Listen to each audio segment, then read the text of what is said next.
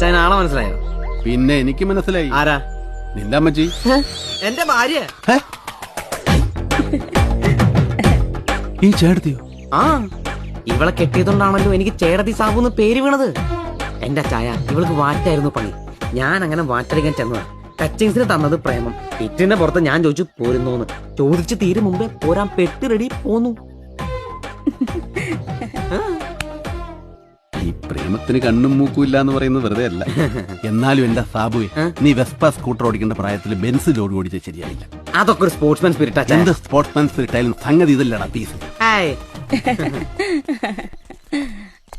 അച്ചായനെ കുറിച്ച് സാബുച്ചാൻ ഒരുപാട് തവണ പറഞ്ഞിട്ടുണ്ട്. അല്ല, മാഡത്തിന്റെ തലവേദനയൊക്കെ മാറിയോ? മാടോ? അതൊക്കെ അവളെ ഡീസന്റാ. പോ സാബുച്ചായ. വാ മേഡം വാ. അച്ചായൻ വാ. അച്ചായൻ ആളെ മനസ്സിലായോ?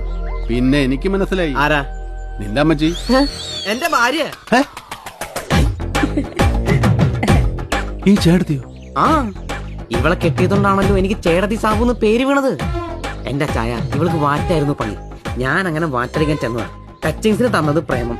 ഇറ്റിന്റെ പുറത്ത് ഞാൻ ചോദിച്ചു പോരുന്നോന്ന്. ചോദിച്ചു തീരും മുമ്പേ പോരാൻ പെട്ട് റെഡി പോന്നു.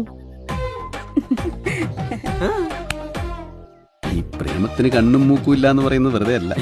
എന്നാലും എന്റെ സാബുവെ, നീ വെസ്പ സ്കൂട്ടർ ഓടിക്കേണ്ട പ്രായത്തിൽ ബെൻസ് ലോഡ് ഓടിച്ചത് ശരിയായില്ല.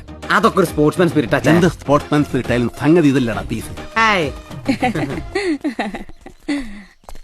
അച്ചായനെ കുറിച്ച് സാബുച്ചാൻ ഒരുപാട് തവണ പറഞ്ഞിട്ടുണ്ട്. അല്ല, മാഡത്തിന്റെ തലവേദനയൊക്കെ മാറിയോ? മാടോ? അതൊക്കെ അവളെ ഡീസന്റാ. പോ സാബുച്ചായ. വാ മേഡം വാ. അച്ചായൻ വാ.